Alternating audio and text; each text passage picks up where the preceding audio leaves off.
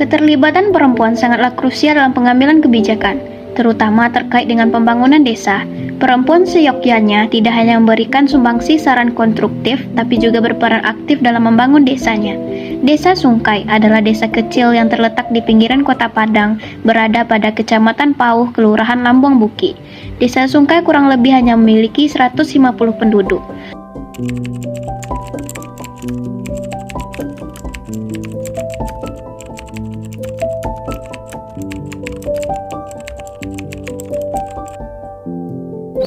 Perempuan Siko kan, Siko banyak tani.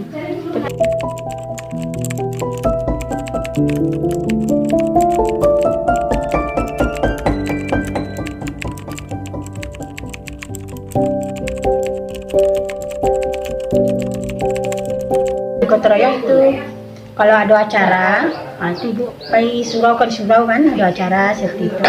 Gotong royong sama tuh. Pada umumnya, peranan yang dimiliki desa ini berprofesi sebagai petani dan peranan para wanitanya mayoritas sebagai ibu rumah tangga sekaligus petani.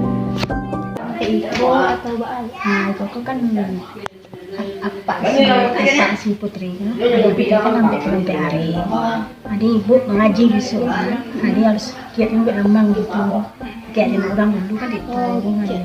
Kebanyakan dari wanita di desa Sungkai ikut berpartisipasi jika ada kegiatan-kegiatan yang berhubungan dengan desa mereka. Jika ada acara-acara besar, mereka saling membantu satu sama lain, di mana hal tersebut sudah dijadikan tradisi dari zaman dulunya di desa Sungkai tersebut.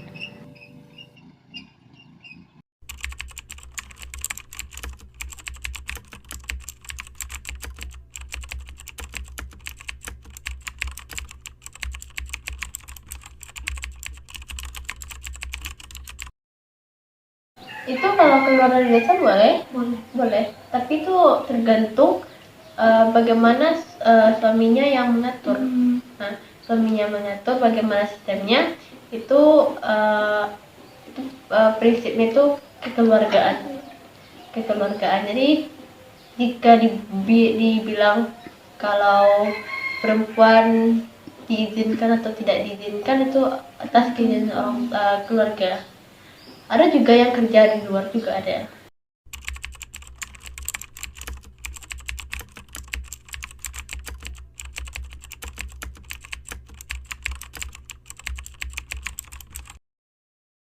Suami yang bekerja.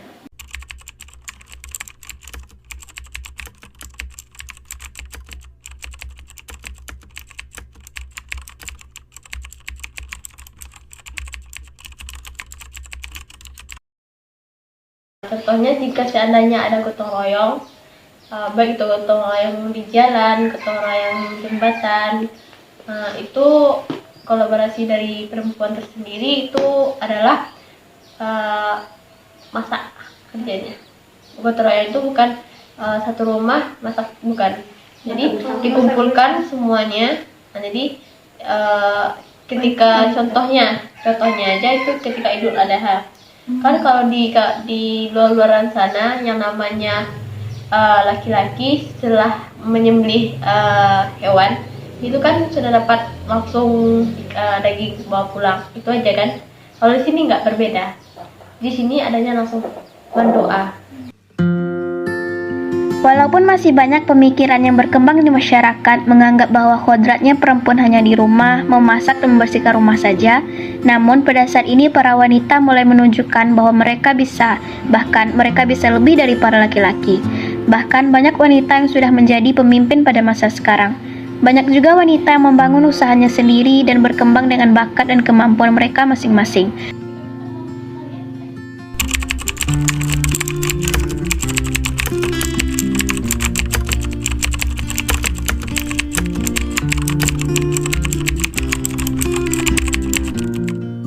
Kalau di rumah belajar itu ketuanya kakak sendiri.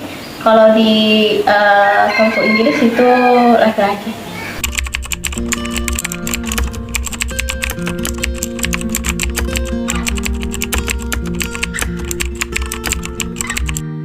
kakak menghimbau kepada mahasiswa untuk yang ada di Kota Padang yang ingin membantu atau memberikan ilmunya atau belajar sambil bermain di sini untuk adik-adik yang ada di desa atau di pelosok negeri ini. Seperti Putri, yang menjadi ketua atau pelopor dibangunnya rumah belajar untuk meningkatkan minat baca masyarakat yang ada di Desa Sungkai, terkhususnya untuk anak-anak Desa Sungkai, di mana di rumah belajar tersebut banyak difasilitasi buku-buku yang sangat layak untuk dibaca sebagai pedoman untuk menambah wawasan dan pengetahuan anak-anak Desa Sungkai.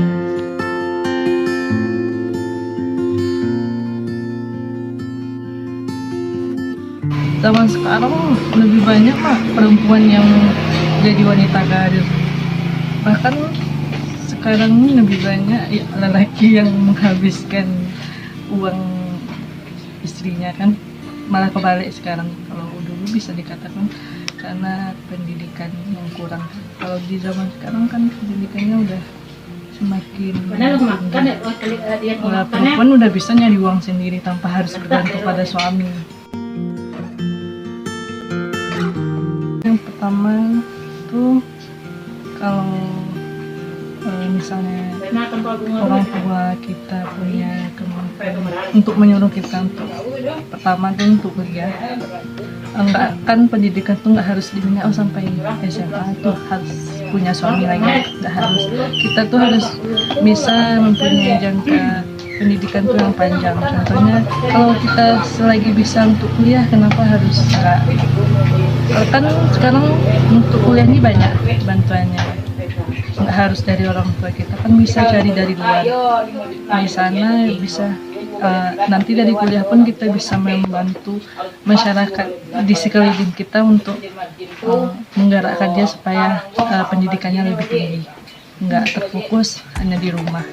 Semenjak RA Kartini berhasil melawan diskriminasi yang dialami para perempuan pada masa itu, para perempuan di Indonesia seharusnya sudah bebas menyalurkan semua ide-ide kreatif dan bakat yang dimilikinya, memiliki kesempatan untuk mengejar mimpi dan cita-citanya, serta memiliki pendidikan yang tinggi pun sudah diperbolehkan.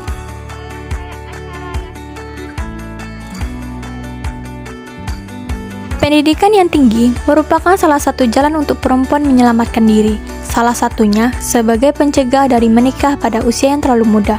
Dengan pendidikan, perempuan diharapkan memiliki kesadaran akan masa depan dirinya. Perempuan yang memiliki pendidikan yang tinggi cenderung tidak akan bergantung terhadap laki-laki. Apalagi di era sekarang, perempuan dituntut lebih mandiri dalam menjalankan segala aktivitasnya. Maka dengan berpendidikan, perempuan di Indonesia cenderung akan cerdas dalam menjaga diri dari segala bentuk kejahatan. Ia akan lebih percaya diri dan tidak mudah terjerumus terhadap hal-hal yang negatif.